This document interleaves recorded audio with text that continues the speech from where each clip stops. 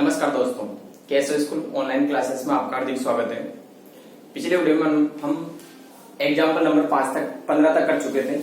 आज हम एग्जाम्पल 16 से स्टार्ट करते हैं। ये एग्जाम्पल नंबर 16 है, उदाहरण नंबर 16 जो हमें दे रखा है। बोर्ड परीक्षा में आया हुआ सवाल है, ध्यान रखें। यहां पर दिया हुआ मैंने सिद्ध कीजिए टू प्रूव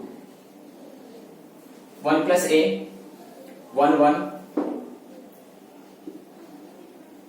1 और 1 1 1 प्लस बी 1 1 1 यहां भी 1 है और 1 प्लस सी ये दिया हुआ है और हमसे सिद्ध करवा रहा है एबीसी।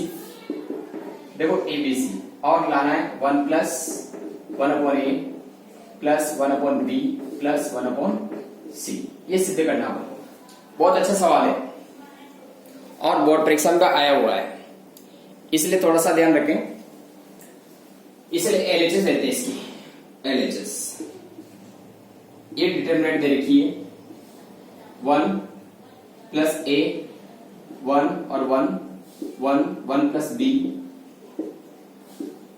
1 प्लस सी। ठीक है, सबसे पहले तो देखो एबीसी बार आ रहा है, तो एबीसी बार कैसे आएगा?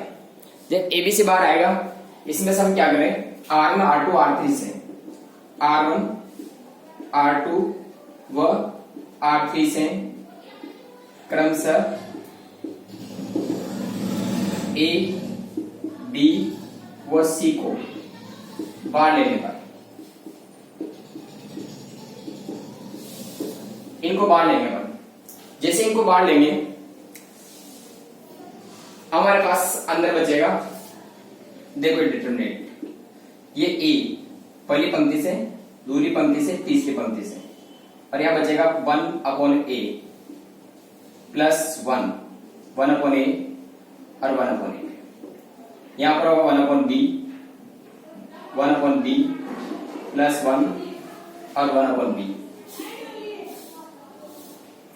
यहां होगा 1 upon C 1 upon C 1 upon C plus 1। ठीक, ये आएगा अपने पास। तीनों पंक्तियों से बाहर लेंगे, तीनों पंक्तियों से बाहर लेंगे तो हमारे पास ये बचेगा।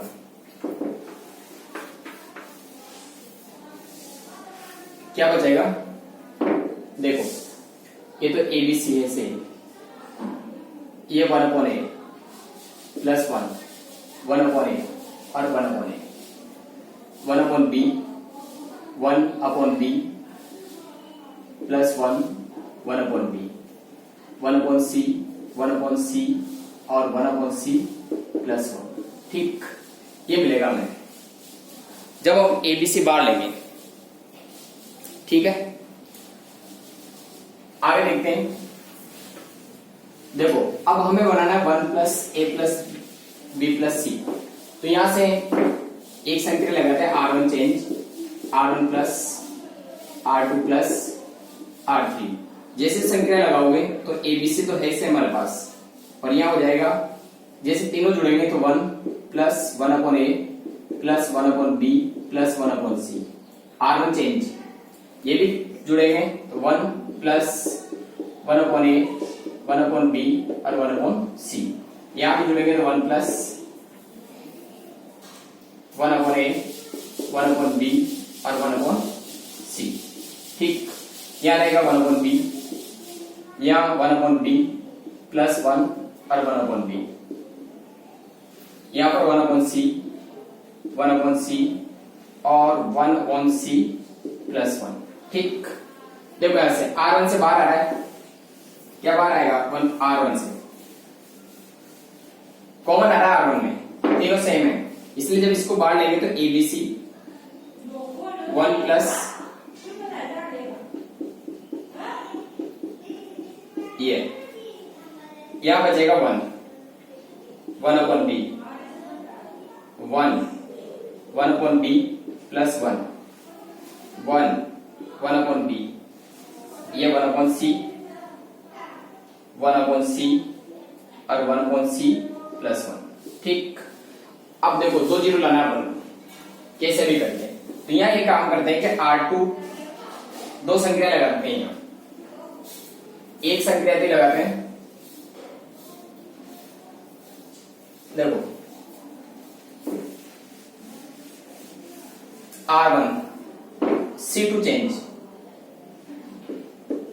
C2 माइनस C1 और C3 change, C3 minus C1, ये लगा देते हैं।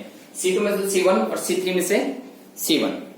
जब इनको माइनस करेंगे हम तो हमारे पास बचेगा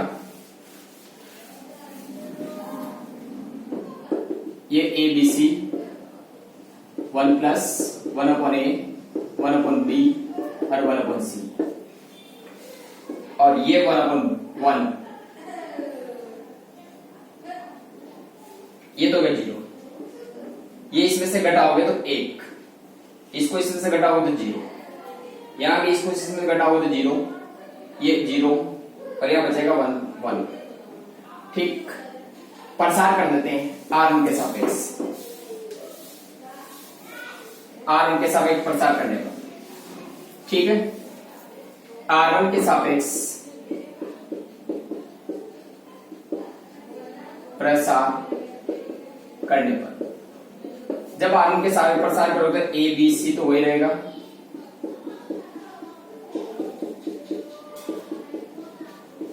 और ये 1 माइनस 0 प्लस 0, यानी क्या आएगा ABC 1/A 1/B और 1/C, और ये क्या करना था हमको, सिद्ध करना।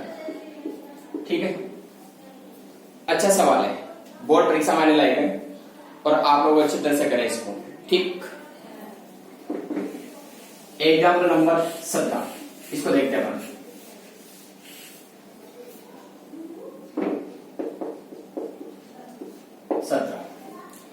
सिद्ध कीजिए, यहां भी सिद्ध करवा रहा है। ठीक, समीकरण दे लिखिए, सिद्ध नहीं करवा रहा हूं, समीकरण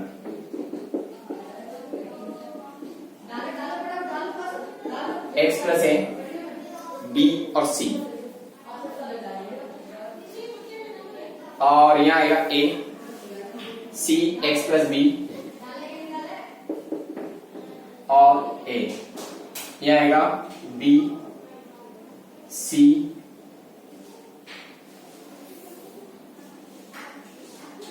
ए बी, और यहां एक्स प्लस सी बराबर 0 को हल कीजिए, ये दिया हुआ है।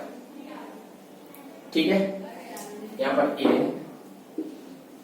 और सी ए बी बी और ए सी है। ठीक है, देखते हैं इस समीकरण को हल करना है। सारणी के रूप में समीकरण देखिए, बहुत आसान है, चूंकि हमें दिया हुआ है x plus a b c c x plus b, ये ए बी और x प्लस सी बराबर 0। यहां पर एक काम करते हैं हम, C1 change C1 plus C2 plus C3, ये कर देते हैं। जब ये संकेत लगाएंगे तो यहां बचेगा हमारे पास x plus A plus B plus सी, यहां भी x plus A plus B और plus C, x plus A plus B और प्लस सी, यहां तो b रहेगा, यहां x प्लस बी और ये b, सी ए x प्लस सी बराबर 0। C1 से x प्लस ए प्लस सी बार आ रहा है, जब इसको बाहर लेंगे तो C1 से x plus A plus B plus सी को बाहर लेने पर, जैसे इसको बाहर लेंगे तो x plus A plus B plus C, और यहां बचेगा 1 B C, 1 x plus B A 1 B x plus सी बराबर 0। ठीक है, दो संख्या लगाते हैं हम, एक तो R2 change R2 minus R1, और एक लगाते हैं R3 change R3 minus R1। ठीक, ये संख्या लगाते दोनों। जैसे ये काम करेगी यहां, हमारा काम आसान हो जाएगा। देखो क्या लगाया अपन ने कि R2 में से R1 घटाना है, तो R2 में से, तो ये तो हमारे पास है सही, ये तो बाहर। देखो ये 1, B और C तो 1।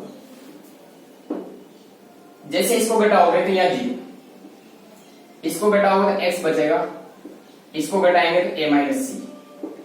ठीक, इसको इसमें से घटाएंगे तो 0 होगा, इसको इसमें से घटाओगे तो 0 होगा, और इसको इसमें से घटाओगे तो x बराबर 0।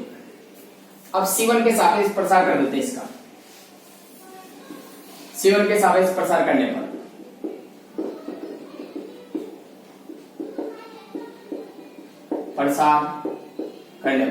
जैसे C1 के साथ प्रसार करेंगे तो x plus a plus b plus c, तो ये, और यहां देखो ये 1 इंटू एक्स स्क्वायर माइनस 0 और माइनस 0 प्लस 0, ये आएगा बराबर 0। यानी हमें मिल गया x plus a plus b plus c और x स्क्वायर बराबर 0। इसलिए x plus a plus b plus c बराबर 0, तो x बराबर होगा माइनस का a plus b plus c। और ये क्या करना था हमको, हल करना था। ठीक, ये समीकरण का हल। ठीक है, आगे देखते हैं उदाहरण नंबर 18। 18 कौन करते हैं, बहुत अच्छा सवाल है ये।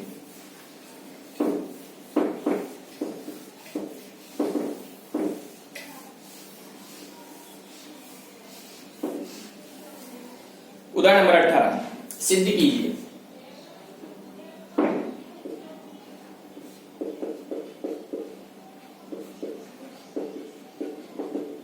यहां पर दिया हुआ है x y z, x square y square z square, y z z x और एक्स वाई, ये दिया हुआ है। इसको करके हमें लाना है 1 1 1 और x square y square z square x cube y cube और जेड क्यूब। एक तो सिद्ध करना है, यानी इस डिटरमिनेंट में चेंज करना है इसको। इसके अलावा भी सिद्ध करना है x minus y, y minus z, z minus x, x y minus y z minus z x. Plus में हो गई, ये वाला तो प्लस में है तीनों। ये सिद्ध करके बताना बनूंगा।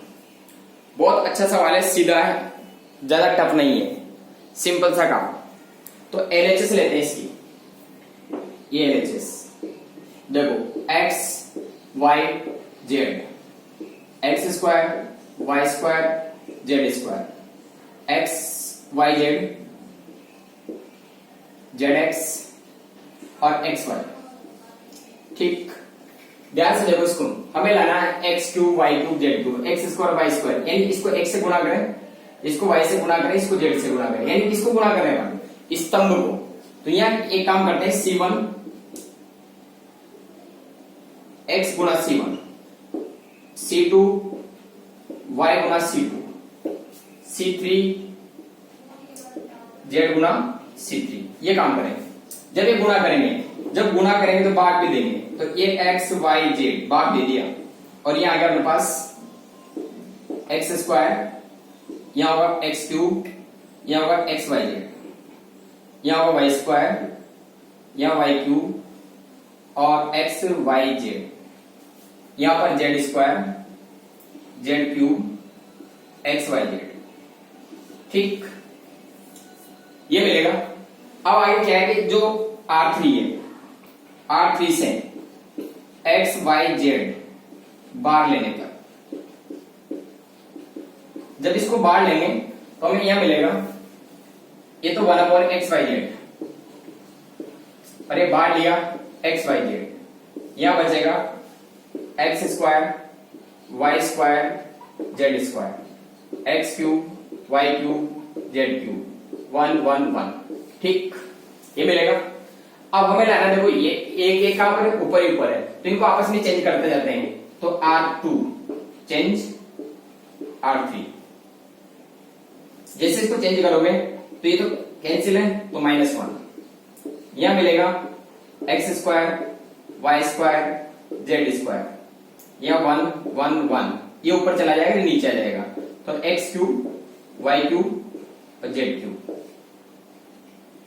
ठीक है, ये मिलेगा।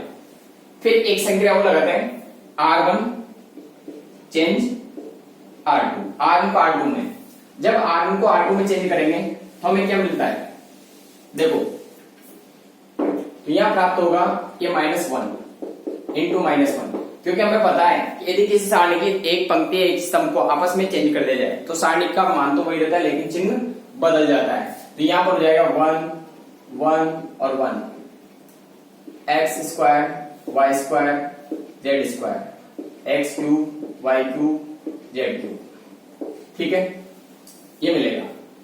और हल करें तो यहां प्राप्त होगा, एक माइनस माइनस प्लस हो ही जाएगा 1,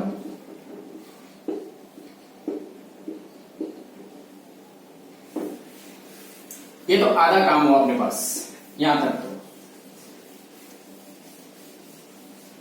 ये x cube y cube z cube, ठीक।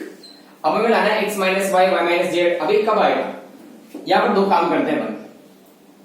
तो एक तो ये संख्या लगाते हैं C1 change C1 minus C2, और C2 change C2 minus C3। जैसे ये लगाएंगे तो यहां तो जाएगा अपने पास, देखो ये तो 0, घटाओगे, घटाकर C1 के स्थान पर रखना है x square minus y square,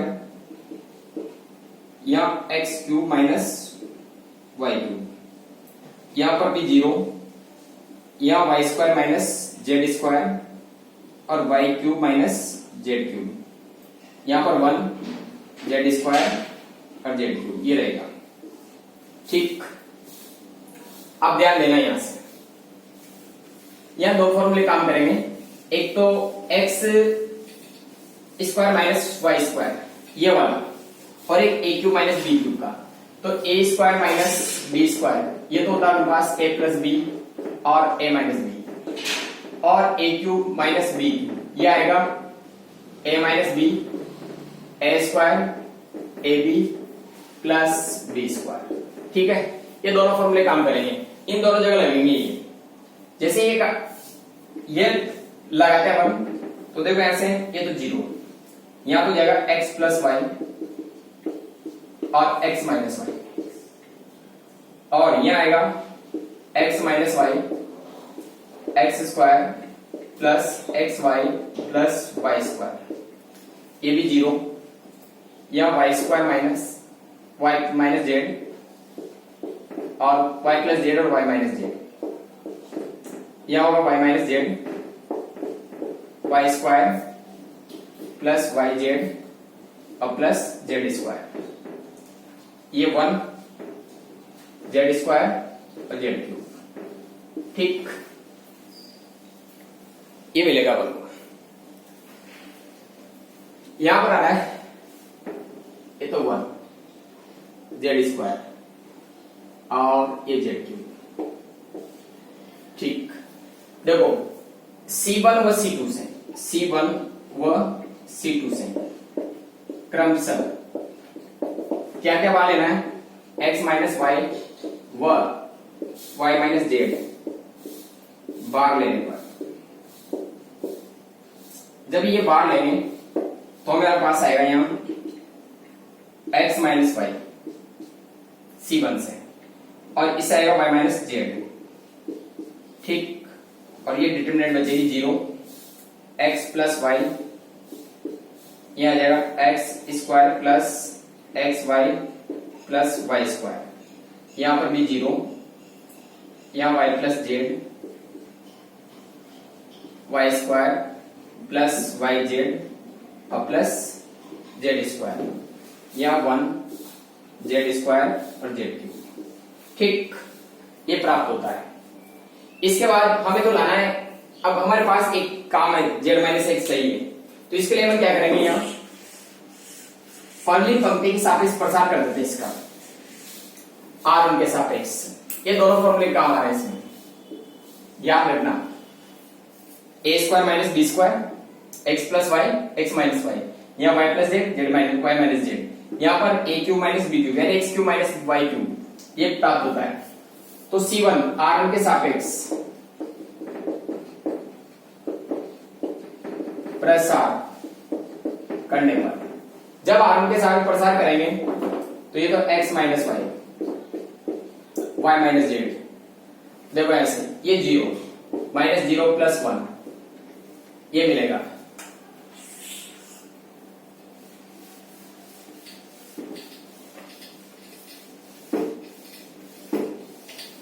देखो ऐसे इसके सापेक्ष लेंगे तो 0 आएगा, इसके सापेक्ष 0 तो 1, तो ये गुना यह मिलेगा x प्लस वाई गुना y square plus y z plus z square minus y plus z गुना x square x y plus y square, ये मिलेगा। और हल करें, अब उत्तर का बहुत नजदीक है। इसका आंसर ये x minus y y minus z, ये तो 1 आएगा, यहां से गुणा करते हैं x y square plus x y z plus x z square, y से गुणा करेंगे प्लस का y का cube plus y square z, और यहां मिलेगा plus y z square minus, यहां से देखो एक्स स्क्वायर वाई, फिर y से गुणा होगा माइनस का एक्स वाई स्क्वायर माइनस का वाई क्यूब, फिर माइनस जेड से गुणा होगा माइनस का z x square z x square z minus x y z और माइनस का वाई स्क्वायर जेड। ठीक, जो कट रहा है वो काट लेते हैं यहाँ। देखो एक तो एक्स वाई जेड से एक्स वाई जेड, इसके बाद वाई क्यूब माइनस का प्लस का और माइनस का, और देखें एक्स वाई स्क्वायर ये प्लस का और ये माइनस का, फिर x z square x z square नहीं है, y square z y square z y square z, ये भी कट रहा है। ठीक है, और ये बच रहा है अपने पास, एक तो ये 1 2 3 4, तो x minus y y minus z, देखो यहां से जेड स्क्वायर कॉमन लें तो x प्लस वाई, अगर एक्स स्क्वायर एक्स कॉमन लेते हैं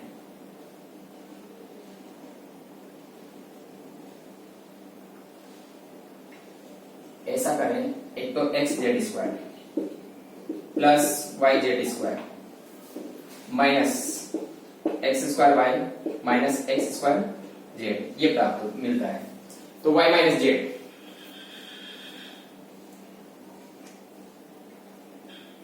वाई माइनस जेड आना चाहिए,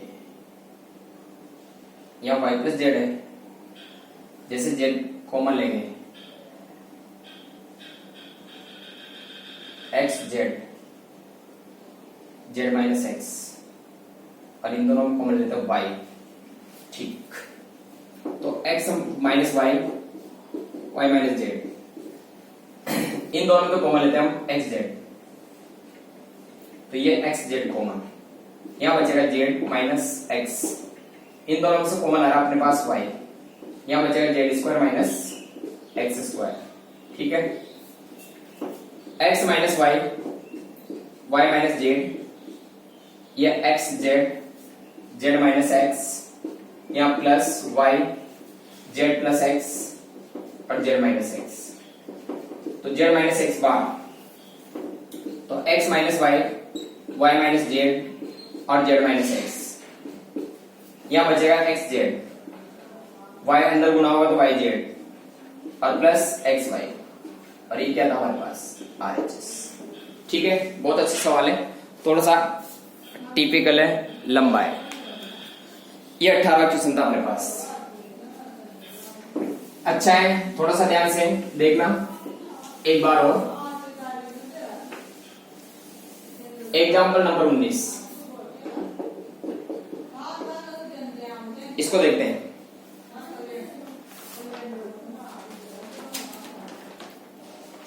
सारणी का मान ज्ञात कीजिए। एक डिटरमिनेंट दे रखी है, ये डिटरमिनेंट, इसका मान पूछा गया है, ये 1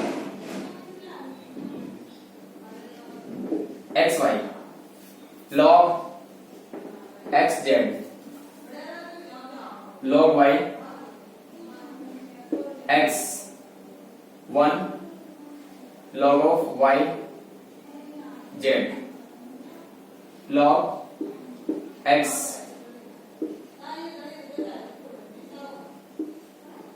1।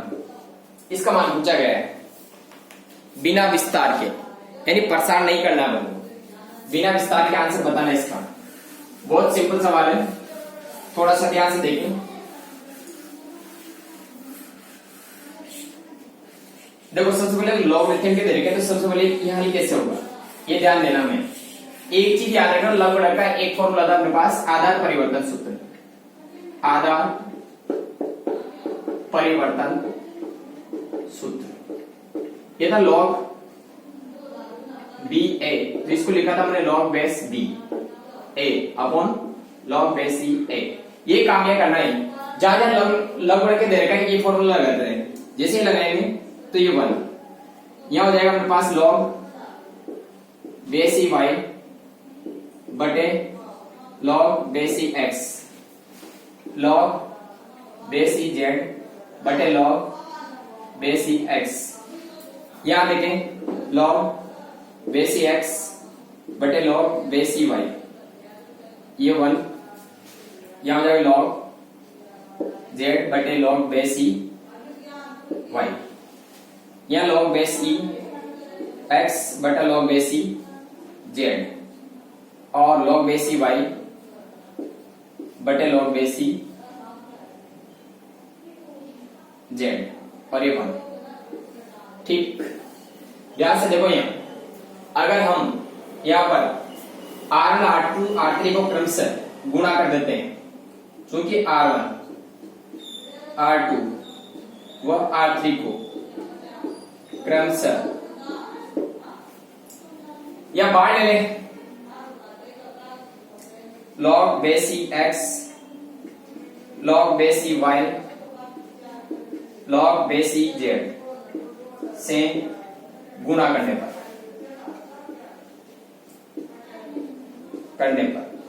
जब गुणा करते तो भाग भी देते हैं, हमें पता है। इस फॉर्मूले को याद रखना, काम का है। 9th क्लास में पूरे चैप्टर के पास लगभग का वो देखा था, वहां पढ़ा था हमने इसको। तो जैसे देखो गुणा कर रहे हैं तो भाग भी देंगे, ये भाग दिया 1 upon base x base C Y base C Z. ठीक, यहां बचेगा log base C x log base C Y log base C Z. ठीक है, यहां log base C x log base C Y और लॉग बेस सी जेड, यहां log base C x log base C Y log base C Z. ठीक, जब सारी पंक्तियां बराबर है तो इसका मान क्या होगा, 0 होगा, तो 1 अपॉन लॉग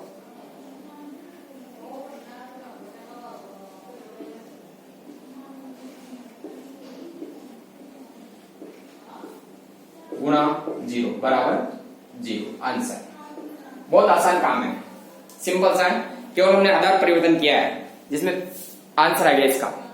ठीक है, 2 एग्जाम्पल और बचे जिनको हम अगले वीडियो में देखेंगे, और इन क्वेश्चनों को आप लोग घर पे 2-2 बार करें ताकि आगे भविष्य में गलती नहीं हो। क्योंकि बोर्ड परीक्षा में एक सवाल निश्चित पूछा जाना है, इनमें से आना है, वो कंपलसरी एक क्वेश्चन आएगा निश्चित है। इसलिए आप लोग ध्यान से पढ़ें और जो भी दिक्कत हो कमेंट्स बॉक्स में लिखें और अपने दोस्तों को वीडियो को शेयर करना नहीं भूलें। और थैंक यू।